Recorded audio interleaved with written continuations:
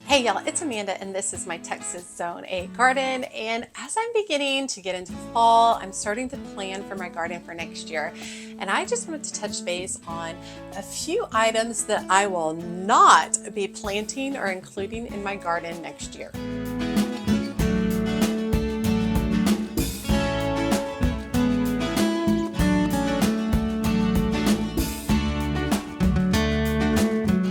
Okay, so one of the things you learn as a gardener over the years, you learn likes and you learn dislikes.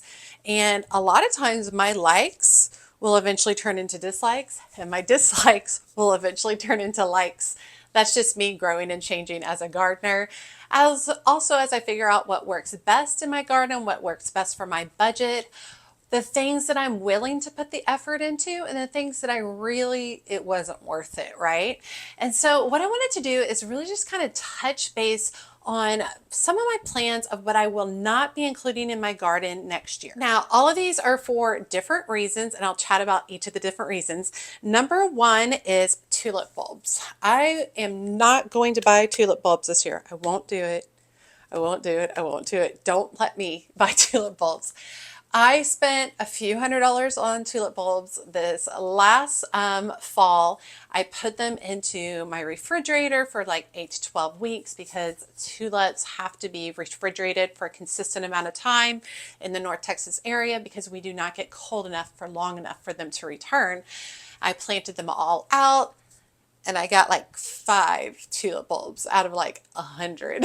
So it was a complete disaster. Now, one of the reasons it was a disaster is my own fault. I think I forgot to water. I think I just assumed that the Mother Earth would take care of it and water enough. Not so much. And I had other plans for those containers and everything didn't come to fruition on time. So by the time the tulips did start to show up, it was just getting too hot. It was just one thing after another for tulips. And I have so much going on in the spring with starting so many things in my garden. I just don't have the time to mess around with the tulip bulbs only for it to end in sadness when they don't work out. So this year I am not going to be including tulip bulbs in my garden. Now, all of my lovely northern gardeners who can put their tulip bulbs out and you have a long enough cold spell for tulips to show up, I'm so jealous and so jealous. But here in the South, it doesn't work as well. And you do have to go through a whole process of buying, refrigerating, planting out, it's just the whole thing. And for me, it just isn't worth it. So no tulips next year. Number 2 on my list is going to be a little bit surprising. I am not going to grow tomatoes next year. I know. People are going to be like, what? Why wouldn't you grow tomatoes? I have had 2 back-to-back years of my tomatoes just doing very poorly. I start them from seed early so that they have plenty of time to grow. But we've just been running into these early hot springs, and that high spring temperature really just triggers tomatoes to stop producing. And I've just really struggled with it. As well as this year, we ended up having like a week or so of excessive rain, which just wreaked havoc on my tomatoes. A lot of them just died from disease. And then, of course, the dreaded tomato hornworms. I mean, it's just been one thing after another on tomatoes. Now, I am really glad that I grew them from seed because I didn't feel like I wasted as much money by buying starts and then planting them out. But I'm not feeling it. I've had more luck with other fruits like peppers and eggplant. I've just really enjoyed. And then so far this fall season, I've really enjoyed cantaloupe. Like I've just really had some really good success with some other items. And so I'm going to forego tomatoes this next year. I'm actually hoping to focus on some beans, some pole beans and some bush beans earlier in the season and then into the fall. And then I'm going to also focus again on my peppers, eggplants, and cantaloupe, which I've had just great success with. But yeah, tomatoes are not going to happen. This also, last year I've had some issues with germination on some of the varieties of tomatoes. It hasn't been a positive experience. And although I love the smell of like tomato plants, like I love the smell of their foliage and I love fresh tomatoes, I just haven't gotten enough of a harvest to warrant the amount of space that I'm giving them each year. And I think that's very That's something that a lot of smaller gardeners can really understand. We only have a finite amount of space in our gardens, and I don't want to give it over to something that's not going to produce for me. So even though I've done tomatoes for years, this next year we're going to skip tomatoes and see how it goes, just focusing on some other things. And then hopefully I won't have that sense of failure when once again my tomatoes do not make it. Okay, another thing, number 3 for next year is actually an area. I have a series of pots on my back porch, and they are filled with daffodil bulbs, which I planted too late this year. So we're going to actually see what ends up happening for this next spring. How many of those end up coming back? I don't know. I might have lost most of them. But what I did is this late fall, last fall, I ended up planting out a bunch of winter annuals, ornamental cabbage, violas, pansies, dusty miller, just things along those lines. And I planted them out in those pots, and I wish I hadn't done it. I wish I just left those pots simple, put some fertilizer in them, and just allowed them to really focus on the daffodil display that would be coming. And I really felt like once I looked back at how much I had spent, which was $250 on plants for that, it was just silly. Like I didn't get enough enjoyment for $250 to be spent. I would have rather spent a portion of that on some seeds and working on some early spring plants that I could have popped into those containers. So I'm definitely just not going to plant those up for the fall, winter. I'm going to leave them bare. Most likely I'll top them with fresh compost just to nourish the daffodil bulbs that are in there. And then we're going to reevaluate the daffodil bulbs in the spring and see how many come up. And then if I have to fill in over time, I will do that on the daffodils. That's almost a year in the making, if you think about it, because we're going to wait, see how the daffodils come up in the spring. They don't look great and I need to fill in. Well, then the following fall of 2025, I'll plant additional daffodil bulbs in those containers. So yeah, I definitely don't want to spend the money on that. I just didn't receive enough back from it, in my opinion. We struggled with some spider mites. There was winter damage. Nothing just really jumped out at me. I didn't even actually enjoy getting out there and planting them at the time of the year that I planted them. It just wasn't for me. So definitely going to save that money on the back porch area, those back porch pots, and just really focus on some other areas. Like I said, I've just got a lot going during even the winter time when I'm starting so many seeds. And well, that's something I wouldn't mind starting some plants from seeds and then popping them into those pots.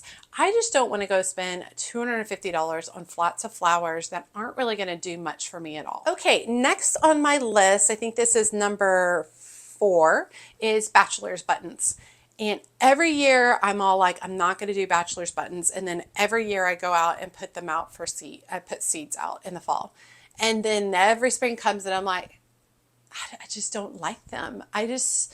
They don't have enough presence in a bouquet to warrant the amount of space that they're taking up in my garden. I think they're too weedy looking for something that I like. And I feel like even out of this enormous plant, I might only get 1 or 2 stems. And so it's just not for me. Now, if I had more space in my garden and I had more space for cut flowers and I was growing more cut flowers directly in the ground, I would definitely have a row of Bachelor's Buttons. But I'd rather just go ahead and get some early starts on things like zinnias and sunflowers that are a little bit more tried and true for me than something like Bachelor's Buttons. It also bugs the crud out of me that they fall over all the time. I'm not good at remembering to stake my plants. I'm just not good at it. And so when those fall over, it's super frustrating. And then when they fall over, they are heliotropic, meaning they're going to reorient themselves towards the sun. So the plant will fall over and then the flowers will try to bend themselves back up to the sun. And so you end up having this L-shaped stem, which is just a hot mess. And so I just don't care enough about them to start them again. And I'm going to stick to it. I did not even buy Bachelor Button seeds. So I don't even have seeds to go out there and plant at the last second. We're not going to do it. So it's not going to happen with the Bachelor Buttons this year. Okay, number 5 on my list is Larkspur, and it follows the same lines as the Bachelor Buttons. I really struggled with larkspur this last year because we got a heat wave really quick earlier in the spring and they just didn't do as well. I also feel like they take up a lot of bulk of the garden for just a few blooms. I have focused on growing a lot of foxglove and delphinium, and snapdragons, which give me those long line, like linear blooms. And that's what a larkspur is. It's in the delphinium family, and it has this kind of longer look for its bloom. So I've already got the foxglove, the delphinium, and the snapdragons that are going to do the same thing in my flower arrangements that larkspur does. So I don't feel the need to grow larkspur this next year. Now, what has happened in the past is my larkspur has just reseeded itself over and over again. And every year I say I'm going to pull it up and then I don't. So we'll see. I hope that I do it this year because it ends up taking up a space in the garden. I end up not even harvesting it for any cut flowers or anything because I've got, the foxglove, the delphinium, the snapdragons over here, which I love far more than the larkspur. And so I don't ever even harvest it. It ends up going to seed and it starts the whole process over again. So I really want to avoid that this next year. When I see the larkspur, I just need to rip it out. I totally just need to rip it out and be done with it. Now, larkspur is also one of those plants that falls over easily in our spring rains and storms. And like I said, I'm not really good at staking it, so I really don't want to even deal with it at all. It also tends to pop up in an area of the garden where I have just other plans to do other things. I am moving around a lot of my cool flowers, a lot of my cut flowers, and switching them out to different beds this year. I'm going to move my snapdragons over to an area that receives a little bit more shade as we continue on in the spring so that hopefully my snapdragons will last a little longer. I'm going to move some of my zinnias and, celosia and azuratum that love the heat. I'm going to move those over to another side of the garden that receives full sun all day, no shade. So definitely adjusting some things, and I want to make sure that I just keep the larkspur out of the beds so that I will focus on the flowers that I really care about. Okay, next on my list is a plant that I started from seed, and I started it from seed. I was so excited, and then I just really didn't talk about it or really care about it at all this last year, and that was toothache plant. So toothache plant, I started from seed. It's supposed to be this plant that you can eat the flowers and it it has a numbing sensation. Some people use it for medicinal purposes. Some people use it for cocktails. You can use it for a wide variety of things. And I started it from seed. It went pretty good. I shifted them outside, and within a couple of weeks, they were covered in spider mites. They seem to be a spider mite magnet. So I cut them back and tried to plant them up, and it was just a constant battle with spider mites on the toothache plant. Now, you can look at that in two ways. You can look at the toothache plant as a trap plant, and that means all the spider mites went to the toothache plant and perhaps left other plants alone. Or you can look at it the way that I'm looking at it, in that it was ugly and I didn't like having it. I didn't like having it in my garden. I found it frustrating. The few blooms it put off were very poorly. I didn't enjoy it whatsoever. So I don't feel really good about starting it from seed. Now, I love trying out new plants, and I do this all the time. I'll try out a new plant and I'll dislike it, right? And that ended up happening with the toothache plant. And I am glad that I had started it from seed instead of buying the actual plant. Starting it from seed, I get the whole process of learning how to germinate that particular seed, and I get the enjoyment of growing something like that, especially during the winter months when I don't get to go outside and do a lot of gardening. And then it just teaches me more about the process, but also it's a very cost-effective way to try some new plants. And so at least I spent less than $5 on it. So that's good. At least I didn't go out and buy, a more expensive plant. It is a little bit harder to locate in our area, so that's why it was just so much easier to grow from seed. But like I said, in the end, spider mites kept attacking it. It didn't love the heat of the summer. It never looked good, ever. It didn't look good throughout the entire season, ever at any point. Even when I was germinating it, it didn't look awesome. So it's just something that I'm not going to grow again anytime soon. Okay, next on my list is squash, and I should have known better. I started acorn squash and like a butternut squash, and I started them for fall squash, and I grew them inside and they did great germinating from seed, and then I moved them outside, and then within 2 weeks they had squash borers, vine borers, and they were kaput. And I should have known better. That's happened every other time that I've started squash. I actually used to live in a house that had acreage, and I used to have a larger garden where I really focused more on vegetables. And we ended up leaving that awesome property, and we loved that house. We ended up leaving it because the school district my daughter was in, it just was not working. So we picked up and moved in the middle of her kindergarten year. We sold this fabulous home and moved to a much more suburban type of home. And so moving from the country and then moving here and having all that space and then moving here, but thinking that I would get a different result, because even in the country where I had all the room and all the space and it was easy to inspect the plants, I still battled squash bugs and I still battled vine borers. Vine borers are the most disgusting little insects. They're gross. Breaking over the vine and seeing that little white thing with a black head trying to come out at you. Ugh, they're gross. And so once again, I went through that process thinking, oh, I'll try it for the 8th time and surely it'll be a different result. It was not. I have got to stop growing squash. It results in nothing for me except anger and frustration, and it seems silly. So once again, I'm going to go back to focusing on some of the fruit and veggies that I've had a lot of success with: peppers, eggplants, cantaloupe, and then really getting started on some beans. So no squash next year, no matter what. No pumpkins. That's a squash. No pumpkins either, because every once in a while I'm like, oh, I can grow pumpkins. I can't grow pumpkins. I don't have enough space, and they always get insect damage. Okay, now I want to shift over to some plants that I'm going to be getting rid of, that I'm done with it. The first plants that I'm going to be letting go of are butterfly bush.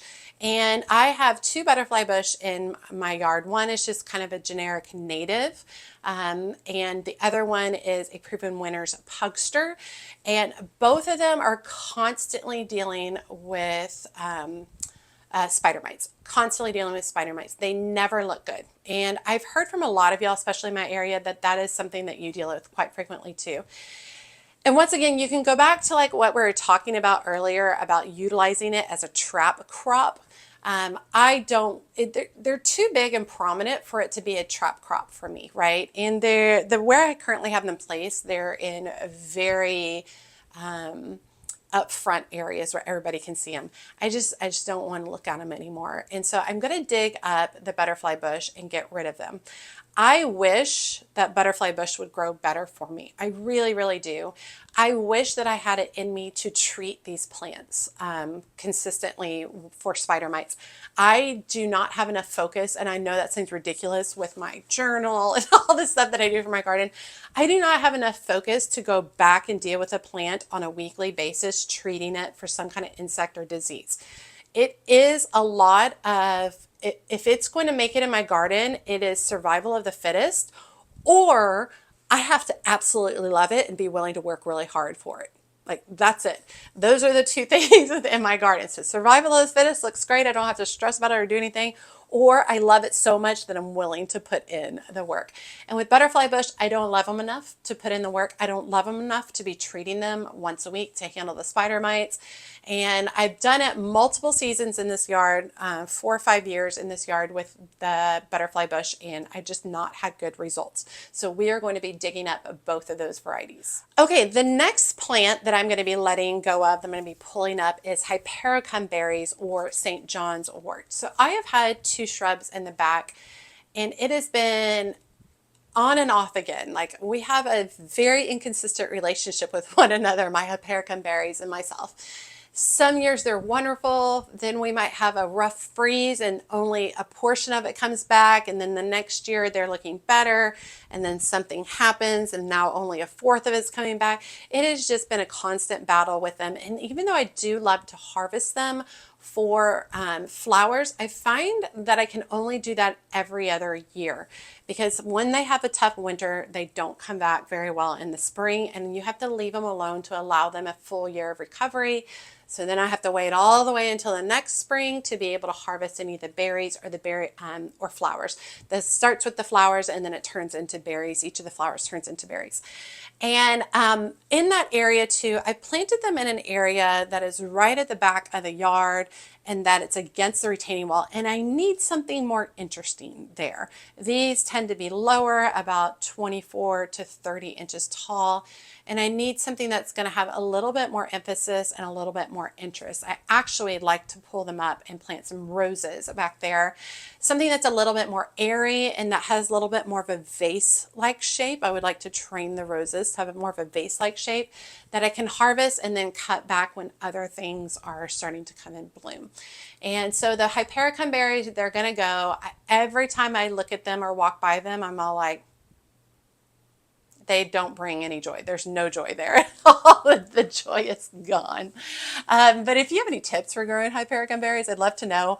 One of the things when I planted those years ago in that video, and that video was terrible because it was when I was just learning more about, taping myself for YouTube, but I got a lot of people who are like, I can't find anything on growing Hypericum berries. I can't find anything on growing St. John's wort. So I'm always interested to hear if somebody else happens to grow that variety of plant and what successes or failures you have with it, and if you have any tips. So make sure you drop that comment below. Okay, so those are the things that I am not going to be growing or doing in my garden next spring. I keep a running list. I keep it on my cell phone and I just write, as I'm having issues with something, I just write its name on there as a reminder to myself to not go back to that, because I definitely have, like I said, fallen into the trap of doing something over and over again, expecting a different result and yet receiving the same exact result every time. So it is something that I think is really important to evaluate in your garden, what things do well, what things do not do well, how you can adjust over time to either accommodate the things you really love that you want to keep, or just letting go of the things that don't work at all. Now, I do want to end on a positive note. So I want to talk about a few things that I'm obsessed with that we are going to do next year. The number one thing is loofah. That has been so fun to grow. I have no idea what I'm about to do with these 20 loofahs that I am currently growing. The process has been really fun. It was a little tough getting the loofah started, and I have a whole video on that. I started them all from seed. It's a little tougher getting them started, but once they got started, and then once I finally got them into the garden, they took off. They loved the heat. They very quickly covered a trellis, and now I have all these beautiful loofah fruits just hanging down from the trellis. It is absolutely stunning, whimsical, and so fun. Definitely going to be growing those next year. In addition to that, birdhouse gourds. So I started birdhouse gourds from seed as well. They didn't germinate as well as the loofah did, but they still did really well. Once again, once I finally got them into the ground, they've taken off, and I have all of these super sweet little birdhouse gourds, which I think are going to be really fun over the seasons. You let them dry on the vine over the winter, and then you dry them out outside, and then you bring them in, continue the drying process, and then basically you end up hollowing them out and turning them into little vessels or birdhouses. Or what I'm going to do with them is utilize them for fall decor next year. So I'll have these dried birdhouse gourds, which will be super fun. I would like to look for a little bit of a larger birdhouse gourd situation. We'll see. My birdhouse gourds were not affected by squash bugs or vine borers. So that is also very exciting for me, that perhaps that's not something I have to deal with regarding them. But I would like maybe a little bit larger of a gourd. I mean, the ones right now are about 6 to 8 inches. I would like to get the 10 to 12 inch range. I think that would be really fun. I think back to my fall planters that I've created, and I love the vision of like these dried gourds tucked into the arrangements, or just a basket of dried gourds. I think would be absolutely beautiful. And I know my mom would be interested in having some of those for her decor as well. Okay, so I wanted to end on that positive note, just 2 things that I'm really obsessed with right now and that are bringing me so much joy every time I step outside. But I would love to hear from you the things that you do not like and that you will not be growing in your garden this year. Let us know why, like why you're doing it. And it's okay to be like, it's ugly and I didn't like it. Totally okay. You know, or if it's like insect damage or it dealt with disease or it was too much and it took over the space or it never grew or blah, blah, blah, whatever it was, let us know what the plant is and why you're choosing not to grow it next year. I'm really hoping that we can get a good thread of comments going where we can all learn from each other. And so hopefully save ourselves some little time and frustration this next spring. Also, be sure to like, comment, and subscribe to the channel. Every time you like and comment, it helps grow my channel so much. And if you don't feel comfortable writing out a comment, just drop me an emoji below, letting me know that you made it to the end and that you say hi. And be sure to check me out on my social media outlets, including Facebook, Instagram, and TikTok. As always, she's a mad gardener or decorator or anything else that she wants to be. Thanks, y'all.